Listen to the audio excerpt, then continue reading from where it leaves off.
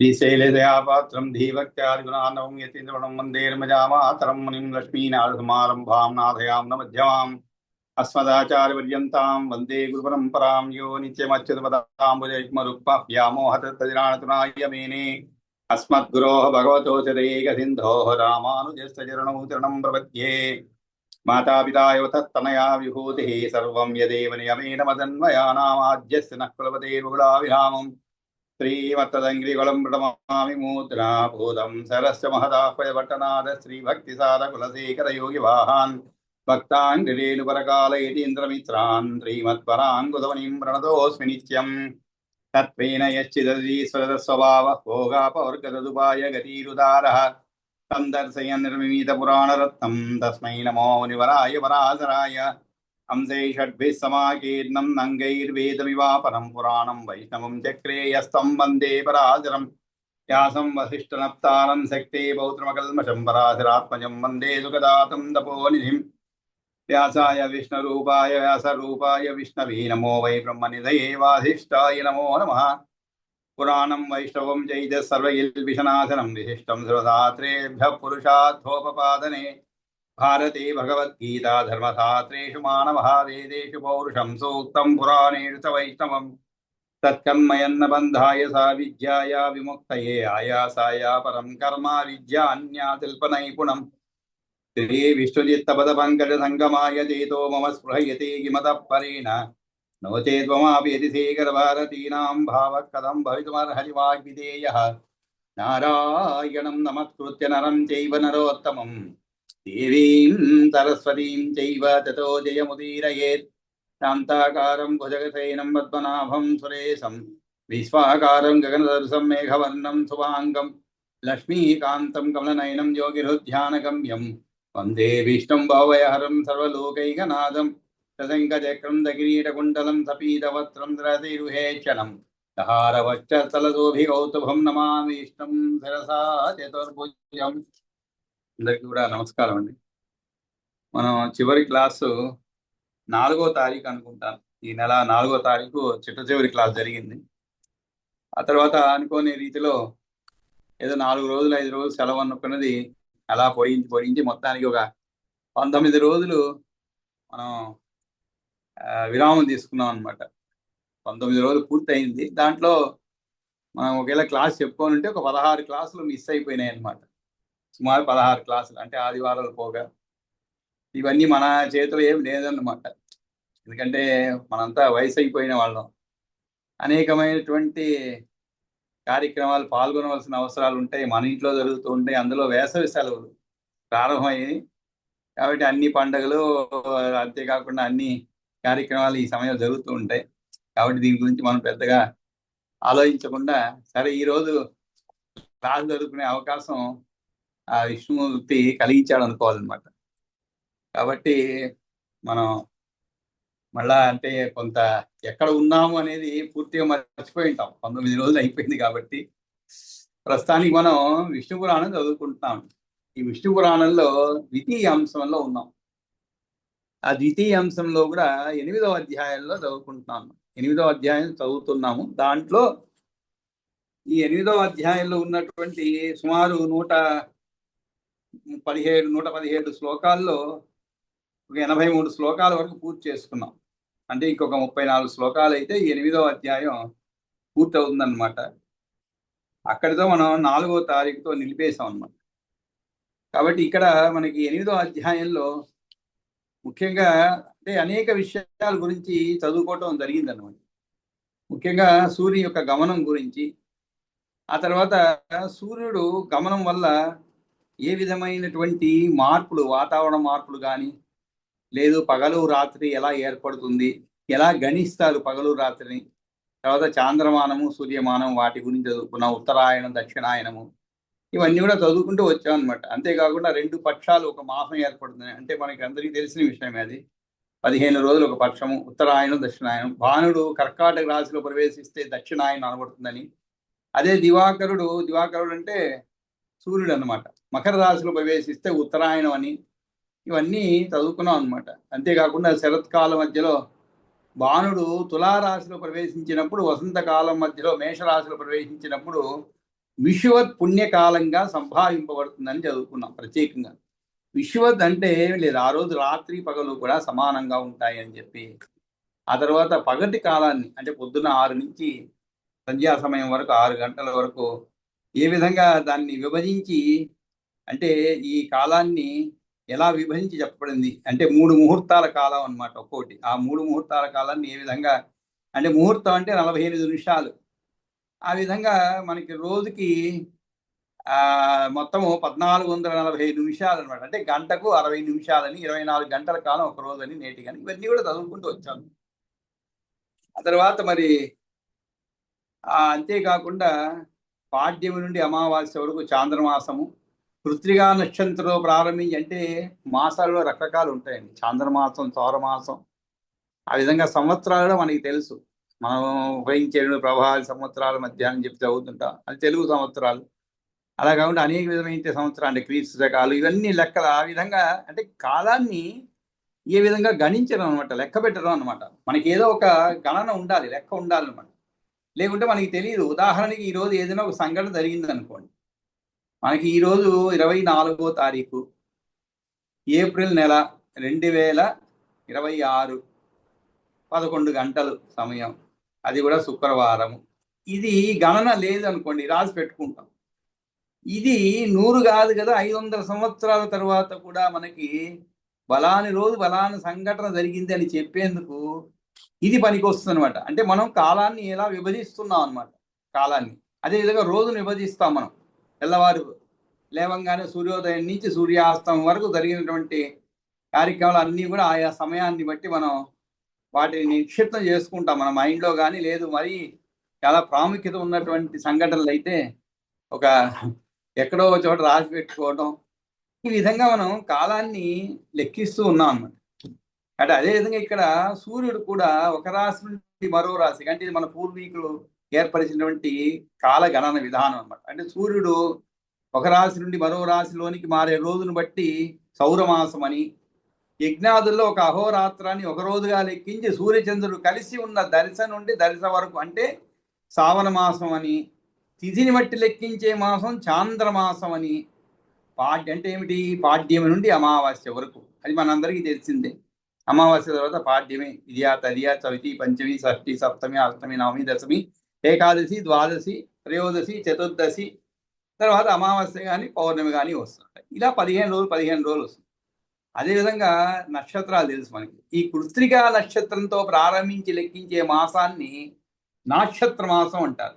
ఈ 4 మాసాలు అనుసరించి 4 విధాలైన మాసాలు ఒకనాడే ప్రారంభమవుతాయి. కాబట్టి ఈ విధంగా విషువద్ విషయం అని చెప్పి తర్వాత మనకి 68వ శ్లోకంలో, ఎందుకంటే కొద్దిగా ఒక 5 నిమిషాలు మనం చదువుకున్న విషయాన్ని గురించి ఒకసారి రీక్యాప్చులేట్ అంటారు అనమాట. మీ మామూలుగా సీరియల్స్లో కూడా ముందుగానే వేసేయడు, జరిగిపోయిన గతాన్ని కొద్దిగా వేస్తారు అనమాట.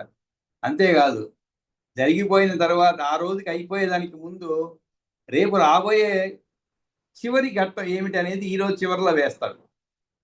రేపు రాబోయే మొదటి ఘట్టం కాదు చూపెట్టేది మనకి, రేపు రాబోయేటువంటి చివరి ఘట్టం అంటే ఏమిటి, మీ కుతూహలాన్ని అలాగే ఉంచుకోవాలన్నమాట. అబ్బో రేపు ఇది అవ్వబోతుంది మనం చూడాలని. ఆ విధంగా మనం కూడా కొంచెం 19 రోజులు విరామం వచ్చింది కాబట్టి ఈ గతాన్ని కూడా కొద్దిగా జరిగినటువంటి విషయాలన్నీ కూడా మనం కొంచెం అలా ఒకసారి జ్ఞాపకం చేసుకోవాలి, అవసరం ఉంది కాబట్టి ఇవన్నీ చెప్పడం జరిగింది. ఆ తర్వాత ఏమిటి, మనకి మధ్యాహ్న కాలం కూడా మనకి ప్రాతకాలాన్ని ఏ విధంగా, ఇది చాలా అంటే మనం మామూలుగా ఏదో ఉదయం అయింది, కొంతమంది చెప్తుంటారు ఎర్లీ మార్నింగ్ 8 o'clock అంటుంటారు. ఎప్పుడు వస్తారు అంటే నేను ఎర్లీ మార్నింగ్ 8కి వచ్చేస్తానంట. అంటే ఎర్లీ మార్నింగ్ అనేది 8 గంటలకి ఎర్లీ మార్నింగ్ అవ్వదు కదా. కాబట్టి ఈ కాలాన్ని కూడా సూర్యగమన రేఖా సమయం మొదలుకొని అంటే సూర్యోదయ ఆరంభం నుండి 3 ముహూర్తాలు గడిచే కాలాన్ని ప్రాతకాలం అంటారు. అది పగటి సమయంలో 5వ వంతు కాలం అవుతుంది. పగటి సమయంలో 5వ వంతు కాలం అవుతుంది అనమాట. ఆ విధంగా తర్వాత ఏమవుతుంది, ప్రాతకాలం గడిచిన పిమ్మట 3 ముహూర్తాల కాలాన్ని ఏమంటారు, సంగమం అంటారు. కాబట్టి ఆ సంగమ కాలం దాటిన తర్వాత 3 ముహూర్తాల కాలాన్ని మధ్యాహ్నం అంటారు. మన మధ్యాహ్నం అంటే ఏమిటి అని మనకు తెలియదు. ఏదో మధ్యాహ్నం అయింది, 10 గంటలు కూడా మధ్యాహ్నం అయిందని అంటుంటాం. అంటే మనకి కరెక్ట్గా మధ్యాహ్న సమయం అంటే ఏమిటి అనేది ఇక్కడ చెప్పకూడదు అనమాట. ఆ తర్వాత మధ్యాహ్న కాలం గడిచిన తర్వాత ఏమవుతుంది, ఈ కాలాన్ని అపరాహ్నం అంటారు. ఇది అపరాహ్నం అంటే మనకి సామాన్యంగా ఈ అపరాహ్న కార్యక్రమాలు కొన్ని జరుగుతూ ఉంటాయి. అంటే మనిషి ఇక్కడ లేనప్పుడు ఆ జరగవలసినటువంటి అపర కర్మలు అంటాం, అంటే తరువాత జరగవలసిన కర్మలు అన్నమాట. అవన్నీగా జనరల్గా ఈ అపరాహ్న కాలంలోనే ప్రారంభమవుతాయి. తెల్లవారు లేవగానే చెయ్యరు, ఈ రోజుల్లో చేస్తున్నారు అనుకోండి. ఎందుకంటే సమయం మరి చేసేవాళ్ళు దొరకకుండా, అదేవిధంగా భోక్తలుగా ఎవరన్నా పిలిస్తే వాళ్ళ సమయానుకూలంగా వాళ్ళు ఆఫీస్ పోయే 10 గంటలు పోవాలనుకోండి, పొద్దున్న 7కి వచ్చేస్తారు, ఒక గంటలో అంత కార్యక్రమం అయిపోతుంది, ఆయన భోక్త హాయిగా పూజించి ఆయన వెళ్ళిపోతారు.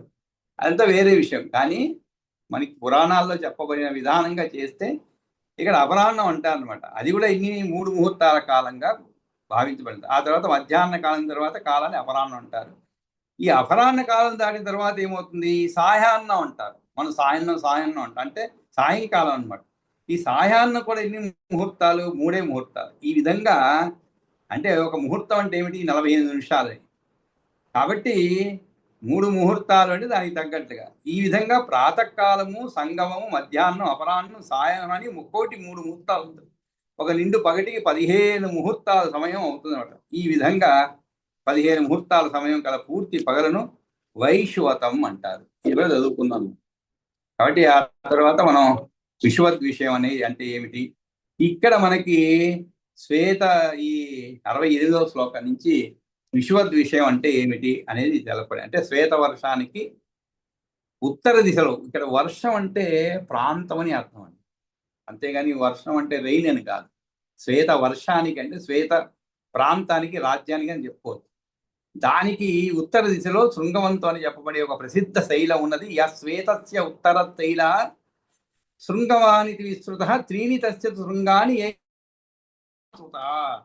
ఏహి అసౌ అంటే వాటి వలన అని అర్థం. ఆ పర్వతానికి 3 శృంగాలు, ఆ శృంగాలను బట్టి దానికి శృంగవంత అనే పేరు సార్థకమైందే చదువుకున్నాం. వాటిలో ఒక శృంగం ఉత్తరంలోను, ఇంకోటి దక్షిణంలోను ఉన్నాయి. మధ్యలో ఉన్న శృంగమే వైశ్వతం, అంటే శరత్కాల వసంతకాల మధ్య సమయాలలో సూర్యుడు దానిపైకి వస్తాడనమాట. మేషాదౌచ తులాదౌచ మైత్రేయ విశ్వస్థిత తదాతుల్యం అహోరాత్రం కరోతి తిమిర అపహ. తిమిర అపహ, అది తిమిరాపహ అవుతుంది. తిమిర అంటే చీకటి అండి. తిమిర అపహ అంటే ఏమిటి, అపహరించేవాడు అంటే తిమిరాన్ని తీసేసేవాడు. అదేవిధంగా మనకి సూర్య భగవాన్ని నమస్కరించే సూర్య భగవాని స్తోత్రాల్లో వస్తుంది తిమిరాపహ అని చెప్పి. అదేవిధంగానే మంచును కూడా కరిగించే హిమగ్రహ అంటారు. హిమగ్నుడు అంటే, హిమగ్నుడు అంటే మంచుని కరగించేటువంటి వాడు. సర్వభక్షక అంటారు. సర్వభక్షకుడు ఎవరండి, సూర్యుడే. ఒక్కసారి ఆలోచించండి, ఒకసారి మీరు ఏమవుతుందని ఆలోచించండి. సూర్యుడే లేకుంటే అసలు మన ఇంట్లో దుర్వాసనలే ఉంటాయి. ఇంకా మనం ఏం చేయాల్సిన పని లేదు ప్రత్యేకంగా. అందుకనే పాపం ఆయన్ని ఏది కూడా ఎండబెడుతూ ఉంటాడు. మనకి ఏది ఎండాలన్నా వెంటనే ఆ సూర్యుడికి ఎదురుగా పెట్టేస్తుంటాం పాపం. ఆయనే అన్ని తీసుకుంటాడు, దాంట్లో ఉండేటువంటి తేమను తీసేసుకుంటాడు, దాంట్లో ఉండేటువంటి చెడుని తీసేస్తాడు, దానికి ఒక పవిత్రత కల్పిస్తాడు అనమాట. అందుకే మనం సూర్య భగవాన్ని అంతగా కొలిచేది. సూర్యుడే మనకి పరిపూర్ణమైన ఆరోగ్యాన్ని ఇచ్చేటువంటి. కానీ ఇవి నెమ్మదిగా వాటి యొక్క ప్రాధాన్యత గుర్తించడం తగ్గిపోయింది అనమాట. సూర్యుని యొక్క ప్రాధాన్యత అంటే చదువుకుంటాం కానీ నిజంగా దాన్ని అనుభవించేటువంటి వాళ్ళని తక్కువైపోయాం అనమాట, సూర్యుడి యొక్క గొప్పతనాన్ని. అలా సూర్య నమస్కారాలు చేయడం కానీ, శరీరానికి కావలసినటువంటి పౌష్టిక ఆహారంగా అందిస్తాడనమాట సూర్యకిరణాల ద్వారానే. శరీరానికి కావలసినటువంటి అనేక విధమైన వైటమిన్లు, అవి లేకపోతే శరీరము రోగభూయిష్టమైపోతుంది. ఇంట్లో 2 రోజులుగా వర్షం పడుతూ ఉంటే సూర్యుడు కనిపించకపోతే తల్లడిల్లి పోతాం మనం. ఏ బట్టలు ఎండవు, ఏమీ వండవు అనమాట. దుర్వాసన దుర్వాసన ప్రారంభమవుతుంది అనమాట. కాబట్టి ఇక్కడ తిమిరాభ అంటే చీకటి ఫాలో ఉంటాయి. మన చీకటి సూర్యుడు వస్తేనే కదా చీకటి పోయి ఎంత హాయిగా ఉంటుందో.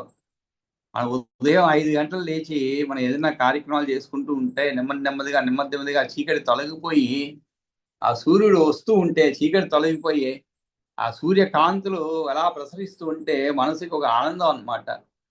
మనసుకి ఆనందంగా ఉంటుంది. అదేవిధంగా నెమ్మదిగా సూర్యుడు అస్తమిస్తూ చీకట్లు అలుముకుంటూ ఉంటే మనసులో ఏదో దిగాలుగా ఉంటుంది. ఇవన్నీ మనం అనుభవించలేదు, ఎందుకంటే మనం చాలా రాను చాలా వేగవంతమైన జీవితానికి అలవాటు పడిపోయి వీటిని మనం పెద్దగా పట్టించుకోవడం లేదనమాట. కానీ వాటితో మమేకమైనప్పుడు మనకి అది తెలుస్తుంది. ఏదో కోల్పోయినట్లు అనిపిస్తుంది, చీకటి పడుతుంది. మళ్ళా సూర్యోదయం అవుతూ ఉంటే ఒక ఆనందం. ఈ ఆనందాన్ని చూసేందుకే మనం కన్యాకుమారి ఎక్కడికో పోతూ ఉంటాం. ఎందుకంటే అక్కడ సముద్ర తీరంలో అలా సూర్యుడు ఆ సముద్రంలో కుంగిపోవడము, మళ్ళా సూర్యోదయం అవ్వడం మరుసటి రోజు అవన్నీ చాలా ఆహ్లాదకరంగా ఉంటుంది. కాబట్టి ఇంతకీ ఏంటంటే సూర్యుడికి ఆ పేరు అన్నమాట తిమిరాభ అని.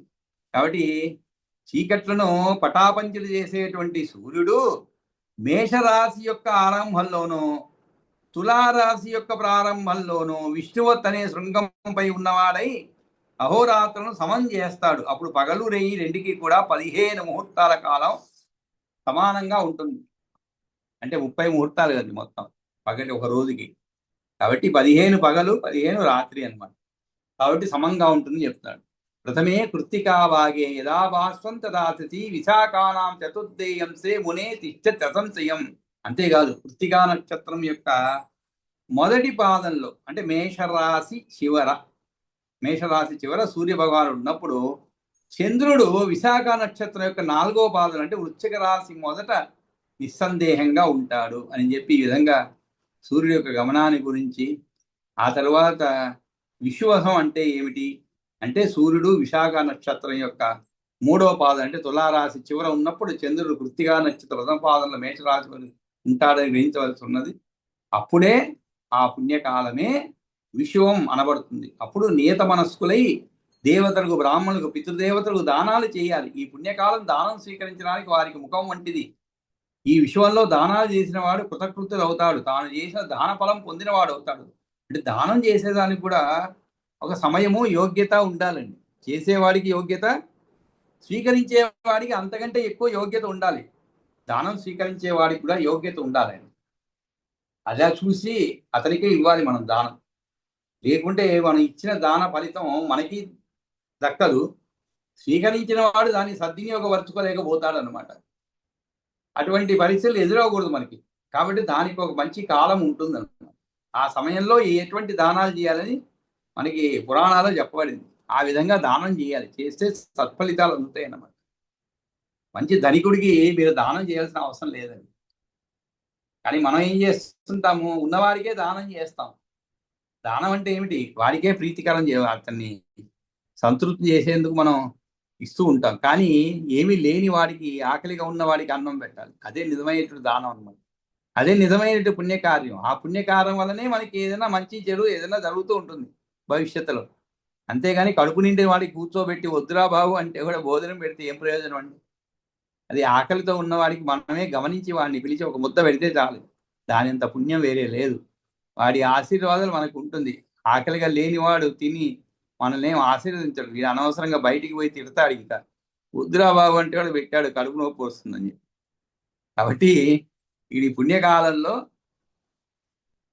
మంచి దానాలు దేవతలకు, బ్రాహ్మణులకు, పితృదేవతలకు దానాలు చేయాలని చెప్పడం. తర్వాత యుగాది కాల నిర్ణయంలో పగలు రాత్రి పక్షం కళ కాష్ట క్షణం పౌర్ణమాసి అమావాస్య ముఖ్యంగా తెలియదగినవని చెప్పి పౌర్ణమాసి రాక అనుమతి అనే 2 విధాలని, అమావాస్య శనివారిని కుహని 2 విధాలని చెప్పడం జరుగుతుందన్నమాట. ఆ తర్వాత ఉత్తరాయణం దక్షిణాయనం గురించి కూడా చెప్పబడింది. మాఘ పాల్గుణాలు, చైత్ర వైశాఖాలు, జ్యేష్ఠ ఆషాఢాలు. అంటే మాఘ పాల్గుణాలు అంటే ఏమిటంటే మాఘమాసం పాల్గుణ మాసం అని అర్థం. అదే చైత్ర వైశాఖాలు అంటే చైత్రము వైశాఖము. జ్యేష్ఠ ఆషాఢాలు అంటే జ్యేష్ఠము ఆషాఢం. ఈ 6 మాసాలు కూడా ఉత్తరాయణం అవుతుందన్నమాట. ఇప్పుడు ప్రస్తుతం మనం ఉత్తరాయణంలో ఉన్నాం. తర్వాత శ్రావణ భాద్రపదాలు, ఆశ్వీకర కార్తీక మాసాలు, మార్గశిర పుష్యాలు, ఈ 6 మాసాలు కూడా దక్షిణాయనం అవుతుందని చెప్పి లోకాలోక పర్వతం గురించి మై ఇదివరకే చెప్పానని చెప్పి, ఆ తర్వాత సుధామ శంఖపాచైవ కర్దమ శాత్వజోతిజ, ఇక్కడ కర్దముని కుమారుడు శంఖపాదుడు, మరొకడు హిరణ్యరోముడు, 4వ వాడు కేతువంతుడు అనేవాడు ఉన్నారు. అంటే నలుగురు లోకపాలుడు ఉంటారు అని చెప్పి దాని గురించి చెప్తున్నాడు. ఆ శైలంపై నియమం వ్రత శీలురై 4 లోకపాలుడు ఉంటారు అని చెప్పడము. ఆ తర్వాత వారి పేర్లు కూడా చెప్పడం జరుగుతుందన్నమాట. ఈ 4 లోకపాలుడు కూడా ద్వంద్వాలకు అతీతులు. ద్వంద్వ అంటే ఏమిటండి, సుఖ దుఃఖాలు, అదేవిధంగా మనకి రాగద్వేషాలు, తర్వాత కొందరి ఎడల ఏర్పడేటువంటి ప్రేమ, తర్వాత ద్వేషము, అదే రాగద్వేషాలు అన్నమాట. అంటే ఇవి ద్వంద్వాలు అంటారు. అంటే రెండు అన్నమాట. అవి రెండుగా ఉంటాయి ఎప్పుడు కూడా. అది కానీ ఇది కానీ రెండుగా ఉంటాయి అన్నమాట. సుఖ దుఃఖాలు అంటాం మనం. అటు సుఖం కానీ దుఃఖం కానీ రెండే ఉంటాయి. రెండు లేకుండా తటస్థ పరిస్థితులు ఉంటాయి. కొన్ని సమయాల్లో మనం తటస్థంగా ఉంటాం. ఎవరైనా వచ్చి పాపం పాస్ అయ్యానండి అని చాక్లెట్ ఇస్తే కూడా మనం తటస్థంగా ఉంటాం ఒకసారి. ఎందుకులే, ఏదో ఎన్నో చూసుంటాం. అంటే వయసు మళ్ళీ కొద్దీ కూడా ఏమో వయసు పెరిగే కొద్దీ ఏమవుతుందంటే అన్నీ చూసినవే ఉంటాయి జీవితంలో. 60 దాటితే మీకు ఎన్నో అనుభవాలు ఉంటాయి. ఇంకా కొత్త అనుభవాలు అనేవి చాలా అరుదుగా ఉంటాయి, లేకుండా కాదు. జీవితంలో అనుభవించినవన్నీ కూడా ఎన్నో చాలా ఉంటాయి. అవి నెమ్మదిగా ఒక్కోసారికి మన అనుభవాలకు వస్తుంటాయి. కానీ ఒక నిర్లిప్తత ఏర్పడుతుంది అనమాట. ఏది కూడా మనం అనుభవించాం కదా. ఉదాహరణకి మీ మనవడైతే పర్వాలేదు, వేరే వాళ్ళు ఎవరైనా పరీక్ష పాస్ అయినట్లు కానీ ఏదైనా లేదు ఉద్యోగం వచ్చినట్టు కానీ వార్త మీకు చెబితే మీరు ఒక 40లో ఉన్నప్పుడు దాని యొక్క రియాక్షన్ అంటాం మనం. అంటే మీరు ఏ విధంగా దాన్ని స్వీకరిస్తారు, చాలా ఆనందంగా స్వీకరిస్తారు అనమాట. కానీ వయసు అయ్యే కొద్దీ అది ఒక సర్వసాధారణమైన విషయంగా మనకి అనిపిస్తున్నాడు. కాబట్టి మన స్పందన అంత తీవ్రంగా ఉండదన్నమాట, తేడా వస్తూ ఉంటుంది. అదే ద్వంద్వాలు అనమాట. అంటే వాటన్నిటికీ ఏదో అతీతులుగా ఉన్నట్లు అనిపిస్తూ ఉంటుంది. నెమ్మది అతీతులం కాదు, కానీ ఆ వయసు రీత్యా అతీతులుగా ఉన్నట్లుగా అనిపిస్తూ ఉంటుంది. పెద్దగా మనల్ని కదిలించలేవన్నమాట సంఘటనలు. అటు దుఃఖం కూడా అంతేనండి. మనం ఒక వయసులో ఉన్నప్పుడు ఎవరైనా ఒక ముసలేహాన్ని చూసినప్పుడు ఉండేటువంటి దుఃఖం పోను అంటే వేరే విధంగా దుఃఖం వస్తూ ఉంటుంది. ఎవరైనా చనిపోయారనుకోండి, సరే కాలగమనంలో అందరూ పోవాల్సిన వాళ్ళు అనుకుంటాం, కానీ మనసులో ఒక భయం ఏర్పడుతుంది అనమాట. మనం కూడా ఆ వయసు వల్ల అయిపోతున్నామే అని. వీటికి అన్నిటికీ కూడా నెమ్మదిగా అతీతులు అవ్వాలన్నమాట. అతీతులు అవుతేనే మనం హాయిగా జీవించగలుగుతాం. కాబట్టి ఈ ద్వంద్వాలకు అతీతులు, దేహాభిమానం లేనివారు, ఏ అలసత్వం లేనివారు, పరిగ్రహం చేయనివారు మీరు లోకాలోక పర్వతం మీద నలువైపులా ఉంటారు. అగస్త్యునికి ఉత్తరంగా, అజవీధికి దక్షిణంగా వైశ్వానర మార్గాన్ని అంటే మృగవీధికి వెలుపలగా పితృయానం అనేటువంటి మార్గం ఉన్నది. ఉత్తరం యత్ అగస్తస్య, ఉత్తరం యత్ అగస్తస్య అని చెప్పబడింది. కాబట్టి పితృయాన సవై పంథ వైశ్వానర పథాత్ బహిః, వైశ్వానర పథాత్ బహిః. బహిః అంటే బయట అని అర్థం అండి. అంటే ఇక్కడ పితృయానాన్ని గురించి చెప్తున్నా అంట. ఉత్తర విధి అంటే 5.5 శ్లోకాలు ఆ జ్యోతి చక్రం ఉంది. వీధుల యొక్క వరుసను వాయువు చెప్పినాడు. ఏమని? ఓ జీవసత్వమా, గ్రహాలన్నిటికీ 3 స్థానాలు ఉన్నవి. జరోద్గమం ఉన్నది మధ్యలో ఉన్నది, ఉత్తర దిక్కులో ఐరావతము, దక్షిణాన ఉన్న స్థావర వైశ్వానరం అని నిర్దేశింపబడింది. ఈ విధంగా దక్షిణ ఉత్తర మధ్యమ మార్గములు 3 కూడా ఒక్కొక్కటి వీధులు 3 అనుభవముతో 3గా తిరుగుతున్నవి. గమనించాలి. మామూలుగా మనం ఈ రోజుల్లో అంటుంటాం 3 లేన్ 6 లేన్స్ అంటుంటామండి. 6 లేన్స్ ఇంతకుముందు ఏవో రోడ్లు ఉండేవి, చిన్నగా ఉండేవి అనమాట. ఒకటి పోయేదానికి ఒకటి వచ్చేదానికి సరిపడా ఉండేవి అంతే. ఇప్పుడు 3 లేన్స్ 6 లేన్స్ అంటే 6 లేన్లు ఉంటాయి. అంటే 6 పోతూ ఉంటాయి ఒకవైపు, మధ్యలో డివైడర్ ఉంటుంది. అప్పుడప్పుడు డివైడర్ దాటుకొని బస్సులు అటు ఇటు కదులుతూ ఉంటాయి అనుకోండి. ఎప్పుడు కాదు, ఆ వచ్చేవాడు దురదృష్టం అనమాట. అటు నుంచి వచ్చేవాడు దురదృష్టం, ఇటువైపు వాడు అటువైపు వెళ్ళిపోవడం జరుగుతూ ఉంటుంది. కానీ ఇక్కడ 3 లేన్స్ 6 లేన్స్ అంటుంటా. ఆ విధంగా ఇక్కడ కూడా ఈ యొక్క ఉత్తరం యద్ అగస్తస్య అంటే అగస్తుని ఉత్తరం, అంటే అగస్తుని ఉత్తరంగా, అజవీధికి దక్షిణంగా, అజవీధ్యాశ్చ దక్షిణం వైశ్వానర మార్గాన్ని మృగవీధికి వెలుపలగా పితృయానం అనే మార్గం ఉంది అని చెప్పి, ఈ పితృయాన మార్గంలో ఎవరుంటారు? అగ్నిహోత్రులు, మహాత్ములైనటువంటి ఋషిజనాలు నివసిస్తారు. వారు ప్రాణి సృష్టి కారణమైన వేదాన్ని సృష్టిస్తూ ఉంటారు. వారు ఋత్విగ్భాగంతో యజ్ఞానుష్ఠానికి సన్నద్ధులై యజ్ఞారంభం చేస్తూ ఉంటారు. వారి దక్షిణ మార్గం. వారు ప్రతి యుగంలోనూ సడలిపోయిన వేదాన్ని స్థాపిస్తారు. తత్ర అసతే మహాత్మాన ఋషయోయో ఏ అగ్నిహోత్రిణ భూతాకార అంభకృతం బ్రహ్మ సంసంతో ఋత్వి ఉద్యతాః ప్రారంభతేతు ఏ లోకాత్ తేషాం పంతాథ దక్షిణ చలితం తే పునర్బ్రహ్మ స్థాపయంతి యుగే యుగే. కాబట్టి ఇక్కడ ఈ యొక్క పితృయానాన్ని చెబుతూ ఉత్తరం ఇది అంటే గ్రహాలంటే 3 అని చెప్పి ఈ విధంగా దక్షిణ ఉత్తర మధ్య మార్గములు 3, ఉత్తర దక్షిణ మధ్య మార్గములు అంటే ఏమిటి? రోడ్లు వేసినప్పుడు మనకి తెలుసు, దక్షిణానికి ఉత్తరానికి మధ్యలో రోడ్డు వేసారనుకోండి, అదొక 3 లేన్ అనుకోండి, 3 లేన్స్. ఆ విధంగా ఇక్కడ దక్షిణ ఉత్తర మధ్య మార్గములు మూడును ఒక్కొక్కటి వీధులు మూడు అని భేదంతో మూడుగా చీలుతున్నాయి. అదే ఎట్లనగంటే మూడు మూడు చొప్పున అశ్విని మొదలుకొని ఉన్న నక్షత్రాలు నాగవీధి, గజవీధి, ఐరావతి అనే ఉత్తమ మార్గంలో మూడు వీధులు, ఇక అర్షభ వీధి, గోవీధి, జరగర వీధి మధ్య మార్గంలో మూడు వీధులు, అజవీధి, మృగవీధి, వైశ్వానర వీధి అని దక్షిణ మార్గంలో మూడు వీధులు. అంటే మొత్తము మూడు మూడు మూడు అంటే 9 అవుతుందండి. 9 వీధులు అన్నమాట. అది ఎలాగా ఏర్పడింది అంటే మూడు మూడు చొప్పున అశ్విని మొదలుకొని ఉన్న నక్షత్రాలతో నాగవీధి, గజవీధి, ఐరావతి, నాగవీధి, గజవీధి, ఐరావతి అని ఉత్తర మార్గంలో మూడు వీధులు, ఇంకా ఆర్షభ వీధి, గోవీధి, జరగర వీధి మధ్య మార్గంలో అంటే మధ్యలో లేదు మూడు అన్నమాట. మొత్తం కలుపుకుంటే 9. మూడు మూడు, ఒక మూడేమో ఉత్తరం వైపు, ఇంకొక మూడు దక్షిణం వైపు, మధ్యలో ఒక మూడు అజవీధి, మృగవీధి, వైశ్వానర వీధి అనే దక్షిణ మార్గంలో మూడు వీధులు. ఇదే విషయాన్ని మనకి వాయు పురాణంలో చెప్పబడింది అనమాట. అశ్విని, కృత్రిక, యామ్య అంటే భరణి, అశ్విని, కృత్రిక, యామ్య ఈ మూడింటికి నాగవీధి అని పేరు అనమాట. ఈ మూడింటికి రోహిణి, అర్ధ, మృగశిర, గజవీధి, పుష్యమి, ఆశ్లేష, పునర్వసులు, ఐరావతి వీధి అని అనబడుతున్నాయి. ఈ మూడు వీధులు ఉత్తర మార్గాలుగా చెప్పబడుతున్నాయి. అట్లే పుబ్బ, ఉత్తమ, మగలు, హర్షవ వీధి, హస్తచిత్త స్వాదులు గోవీధి, జ్యేష్ఠ, విశాఖ, అనురాధులు జరద్గద వీధి ఈ మూడు మధ్య మార్గానికి చెందినవి.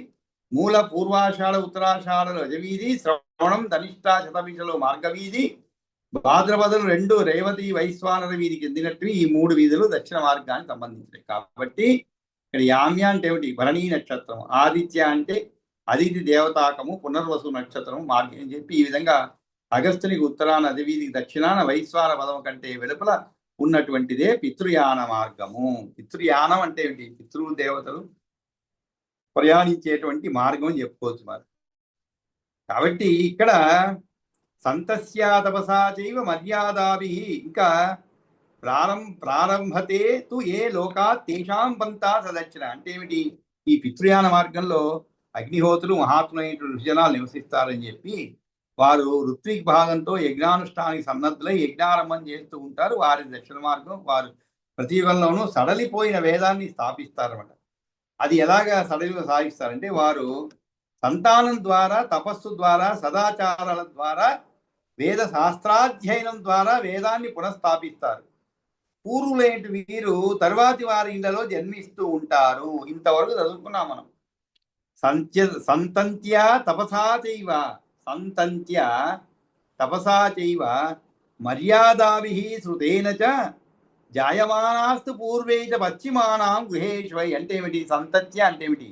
వంశాన్ని ముందుకు సాగునట్లు చేయుటకు పిల్లలను కనడం ద్వారా అది సంతంత్య అనేది. మీరు సంతానం ద్వారా అంటే అది అనమాట. తపసా చైవ అంటే ఏమిటి? తపస్సు ద్వారా. మర్యాదాభి అంటే వర్ణ ఆశ్రమాది కట్టను పాటించడం వలన, శృతేన అంటే శాస్త్రము వేదమును విచ్ఛిన్నము కాకుండా చాలా మంది శిష్యులకు నేర్పడం వలన, పూర్వే పితరులు, పశ్చిమానాం పుత్రులకు, పశ్చిమములనగా పుత్రులు, పూర్వేషాం అంటే తమ కొడుకులుగా పుట్టిన తండ్రులకు, నిధనేషు ఇండ్ల యందు ఏదో ఒకటి అయిన తాము అనుభవించిన కర్మాధికారం చేత పుడుతున్నారు. పిత్రా పుత్రేణ పితృమాన్యో నియోనౌ పితా పుత్రేణ పితృమాన్ యోని యోనౌ అంటే ఏమిటి? శృతిలో చెప్పండి ఏమిటి? పితా పుత్రేణ పితృమాన్ యోని యోనౌ అంటే త్రేతాయుగం వచ్చినప్పుడు ఏమవుతుంది? సప్త ఋషులు కూడా పూర్వము కొనసాగినటువంటి వర్ణములను, ఆశ్రమాలను విడివిడిగా ప్రవర్తింపజేస్తారు. అందుగాను వారి వారి వంశాల్లో మళ్ళీ మళ్ళీ పుడుతున్నారు. పుత్రుని కడుపున తండ్రి, తండ్రి కడుపున పుత్రుడు అవతరిస్తున్నారు. ఈ విధంగానే వారే మళ్ళీ మళ్ళీ తిరిగి జన్మిస్తూ ద్వాపర యుగంలో కల్పములు, భాష్యములు, జ్ఞానశాస్త్రములను రచిస్తున్నారు. ఇక కల్పములు అంటే ఏమిటి? కల్పసూత్రములు ఆయా కర్మలను ఆచరించే విధానాలు, మంత్రములు సూచించేవి గ్రంథములు. అంటే మనకి ఇదే విషయాన్ని మనం ఆ రోజున కొంచెం ఎక్కువగానే వివరించుకున్నాం 4వ తేదీ కూడా. ఏమిటంటే ఒక ఆచారము ఏర్పరిచారనుకోండి, లేదు ఈ ఒక విధానాన్ని ఏదైనా ఏర్పరచబడింది అనుకోండి. సరే మనం ఉన్నప్పుడు ఏర్పరచబడింది, ఉదాహరణకి మనం అవలంబిస్తాం దాన్ని. మరి మన తర్వాత ఎవరిని చేస్తారు? మన తరువాత మన సంతతి దానిని అలాగే ముందుకు సాగించాలన్నమాట. అలా సాగించినందువల్లనే మనం ఇప్పుడు ఏర్పడినటువంటి ఆచారాలన్నీ కూడా, సదాచారాలన్నీ కూడా మనం దాన్ని పాటిస్తూ దాని నుండి గొప్ప లబ్ధి పొందుతున్నాం అన్నమాట. ఒకవేళ అదే కనుక జరగలేదు అనుకోండి, ఎప్పటికప్పుడు మారిపోతూ ఉంటుంది. యుగాలు మారినప్పుడు కానీ యుగాలు మారినా కూడా మనం ఆచార వ్యవహారాలు చాలా వరకు అవే వస్తున్నాయి అనమాట. అది ఎలా సాధ్యమైంది అంటే ఇలాగా అనేక విధాలుగా అది సాధ్యం అవుతుంది అనమాట. ఆ అనేక విధాలు ఏమిటి అనేది ఇక్కడ చెప్పండి. సంతానం ద్వారా అని చెప్పండి. అంటే సంతానం అంటే ఏమిటి? నేనే మరలా నా కుమారుడి విధంగా జన్మ పొందడం, కుమారుడి రూపంలో. కాబట్టి నేను ఆచరించిన ధర్మాలు వాటిని మళ్ళా అలాగే కొనసాగించడం. ఆ విధంగా తాత ముత్తాతలు కూడా మళ్ళా పుడుతూ ఉంటారు. మన తాత ముత్తాతలు కూడా మన వంశంలో ఎక్కడో చోట పుడుతూ ఉంటారు. అందుకే కొంతమంది గమనించారంటే మీరు, వాళ్ళ లక్షణాలు ఎలా ఉంటాయంటే మన పూర్వీకులు అంటే తెలిసిన వాళ్ళు ఎవరైనా ఉండుంటే వాళ్ళ లక్షణాలు ఉంటాయి కొన్ని. అంటే వాళ్ళు నడవడికలో కానీ ముఖ్యంగా జ్ఞానంలో అన్నమాట. సదాచారాల్లో 10 మంది పిల్లలు ఉంటే ఇంట్లో 10 మంది ఒకే విధంగా ఉండరండి. ఒకే విధంగా అబ్బాయిలు కానీ అమ్మాయిలు కానీ ఒకే విధంగా ఉండరు. కానీ కొందరిలో మాత్రము మన పూర్వీకుల లక్షణాలన్నీ కనబడుతూ ఉంటాయి. అంటే వారి ఆచారాలు, వ్యవహారాలు, వారి జ్ఞానము, వారి అధ్యయనము అవన్నీ కూడా వీరిలో ఏర్పడుతూ ఉంటుంది. అంటే ఆ వాసన కొంతమందిలో ఉంటుంది, ఒకరిద్దరు సంతానంలో ఉంటుంది. అంటే మన పూర్వీకులు అంటే మన తాత ముత్తాతల్లో ఉండేటువంటి ఆచార వ్యవహారం అన్నీ కూడా కొంతమంది పాటిస్తూ ఉంటారు. మన 5 మంది సంతానం ఉంటే ఎవరో ఒకరే పాటిస్తారు. మిగిలిన వాళ్ళంతా కూడా వేరే వేరే లక్షణాలతో జీవనం గడుపుతారు. కానీ ఈ పూర్వ ఆచారాలను కాపాడేటువంటి వారు ఎవరు అంటే ఆ లక్షణాలతో జన్మించినట్టు వారే. అంతేకాదు తపస్సు ద్వారా, సదాచారాల ద్వారా, వేద శాస్త్ర అధ్యయనం ద్వారా కూడా వేదాన్ని పునఃస్థాపిస్తారు అని చెప్పి, ఈ పూర్వులైన వీరు తర్వాతి వారి ఇళ్లలో జన్మిస్తూ ఉంటారు అని కూడా చెప్పడం జరిగిందనమాట. ఆ తర్వాత మనం ఈ యొక్క 84వ శ్లోకం నుంచి ప్రారంభిద్దామండి ఈరోజు. పశ్చిమాచైవ పూర్వేషాం జాయంతే నిధనేష్విహ ఏవం ఆవర్తమానా తే తిష్టంతి నేతవ్రతాః సవితుర్దక్షిణం మార్గం శ్రితాహి ఆచంద్రతారకం. శ్రితాహి ఆచంద్రతారకం. ఆచంద్రం అంటే ఏమిటి? చంద్రుడు ఉండేంత వరకునే అర్థం. ఆచంద్రతారకం అంటే చంద్రుడు ఉండేంత వరకు. మామూలుగా అంటుంటాం సూర్య చంద్రులు ఉండేంత వరకు అని అంటుంటాం. అంటే సూర్యచంద్రులు ఉండకుండా ఉండబోవటం ఉంటుందంటే ఉండదు. అంటే తాత్కాలికంగా మనకు కనుమరుగుతూ ఉంటారు, మబ్బుల్లో దాక్కుంటారు. కానీ వారి పర్మనెంట్ రెసిడెంట్ అనమాట. వాళ్ళకి పిఆర్ పర్మనెంట్ రెసిడెంట్షిప్ అంటారు. అలా వచ్చేస్తుంది వాళ్ళకి. మిగిలిన వాళ్ళు వస్తుంటారు, పోతుంటారు, వాళ్ళు పైనుంచి చూస్తూ ఉంటారు సూర్యచంద్రులు అనమాట. కాబట్టి ఆ విధంగా ఇక్కడ పశ్చిమాశ్చైవ పూర్వేషాం జాయంతే అంటే సూర్యునికి దక్షిణంలో ఉన్నటువంటి ధూమాది మార్గం ఆశ్రయించిన వారై ఎవరైతే అడవిలో కాకుండా గ్రామంలో ఉంటూ ఇష్టములు పూర్తములు దానములు అని చెబుతూ యజ్ఞాలు, బావులు, చెరువులు త్రవ్వించుట, అన్నదానాదులు చేస్తూ ఉన్నారో వారు మరణం తర్వాత ధూమ మార్గం చేరుకుంటున్నారు. ధూమం నుండి రాత్రికి, దాని నుండి కృష్ణపక్షానికి, అక్కడి నుండి చంద్రలోకానికి పోతున్నారు, తిరిగి భూలోకానికి వస్తూ ఉన్నారు అని చెప్పి దీని ద్వారా చెప్పబడుతుంది అన్నమాట. ఏమిటి? తరువాతి వారు మళ్ళీ పూర్వుల ఇండ్లలో జన్మిస్తూ ఉంటారు. ఆ విధంగా నీతవృతులైన వారు సూర్యుని యొక్క దక్షిణ మార్గంలో ఆచంద్రతారకంగా వస్తూ పోతూ ఉంటారు. అనగా పుడుతూ చనిపోతూ పునరావృతి పూర్వకంగా ఉంటారు. పశ్చిమాచైవ పూర్వేషాం జాయంతే నిధనేష్విహ ఏవం ఆవర్తమానాః తే తిష్టంతి నేతవ్రతాః సవితుః దక్షిణం మార్గం శ్రితా హి ఆచంద్రతారకం. శ్రితా హి ఆచంద్రతారకం. తారకం అంటే నక్షత్రం అండి. కాబట్టి ఆచంద్ర తారకంగా అంటే ఏమిటి? ఎల్లప్పుడూ కూడా అని అర్థం. అంటే పుడుతూ చనిపోతూ పునరావృత్తి పూర్వకంగా ఉంటారు. ఆ తరువాత నాగవీధి ఉత్తరం యశ్చ సప్తర్షివిశ్చ దక్షిణం ఉత్తర సవితు పంత దేవయానశ్చ సంస్కృత. నాగవీధికి అంటే ముందే చెప్పుకున్నా నాగవీధి అంటే ఏంటి అనేది. దానికి ఉత్తరంగా సప్తర్షు, దక్షిణంగా సూర్యుని యొక్క సవితి యొక్క ఉత్తర మార్గం ఉంది. అది దేవయానము అనబడుతుంది అనమాట.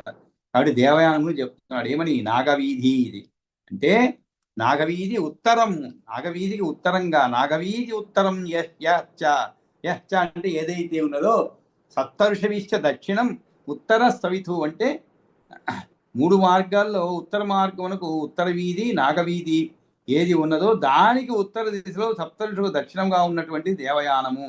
కాబట్టి నాగవీధికి ఉత్తరముగా, సప్తఋషులకు దక్షిణముగా, సూర్యునికి ఉత్తరముగా ఉన్న మార్గమును దేవయానము అంటే దేవుడైన శ్రీమన్నారాయణ వద్దకు చేర్చేటువంటి మార్గం అన్నమాట. దేవయానము అంటే, యానం అంటే మార్గం అని చెప్పుకోవచ్చు. దేవయానము అంటే ఆ శ్రీమన్నారాయణ వద్దకు చేర్చేటువంటి మార్గము. అక్కడ ఎవరెవరు ఉంటారు? తత్రతే వసిన స్థిద్ధ విమలా బ్రహ్మచారిణ సంతతించే దుగుప్సంతి తస్మాన్ మృత్యుర్జితశ్చ తైః. తస్మాత్ మృత్యుర్జితశ్చ తైః అంటే తత్రతే వసిన సిద్ధ. వసిన అంటే ఏమిటి? జితేంద్రులైన వారు అని అర్థం. వసిన అంటే వశములో ఉన్నటువంటి వారు అని అర్థం అండి. ఈ మధ్యనే ఎక్కడో చదివాను అనమాట, భగవద్గీతలో ఒక గొప్ప వ్యాఖ్యానం చెప్పబడింది అనమాట. అంటే తత్వ వివేచన అని చెప్పి ఆంధ్ర అనువాదం ఒకటి పుస్తకం అనుకోకుండా యాదృచ్ఛికంగా నా చేతికి అందింది అనమాట. సరే రోజు ఒక 2 శ్లోకాలు అంటే భగవద్గీత అనేది మనం మరీ పుట్టినప్పటి నుంచి కాకపోయినా ఒక వయసు వచ్చినప్పటి నుంచి కూడా వింటూనే ఉంటాము. అంటే దాన్ని పరిపూర్ణంగా చదివిన వారు తక్కువ 700 శ్లోకాలు పూర్తిగా చదవకపోయినా కూడా ఏదో స్కూళ్ళలో జరిగేటువంటి కాంపిటీషన్లో కానీ ఏదో 1-2 అధ్యాయాలు చదువుకోవటం, మొత్తానికి భగవద్గీత అనేది ఒకటి ఉందని, అది మనకి అన్ని వేళలా కూడా మార్గనిర్దేశకత్వం చేస్తుంది అనేటువంటి విషయాన్ని మన అందరికీ తెలుసు అన్నమాట. ఇంతకు ఏమిటంటే అక్కడ జితేంద్రియత్వాన్ని గురించి చెప్పబడింది అనమాట. అంటే ఇంద్రియాన్ని జయించడం కూడా చాలా రకరకాలుగా ఉంటాయండి. ఇంద్రియాలు జయించడం అనేది నిజంగా ఇంద్రియాన్ని జయించిన వారు యోగి అంటారు. అది ఎవరు? ఉదాహరణకి చెప్తారనమాట. నేను ఒక సందర్భంలో ఇంద్రియాన్ని జయిస్తాను. ఇంద్రియంలో ఉదాహరణకి రుచి అనుకోండి, నాకు డయాబెటిక్ వచ్చింది ఉదాహరణకి.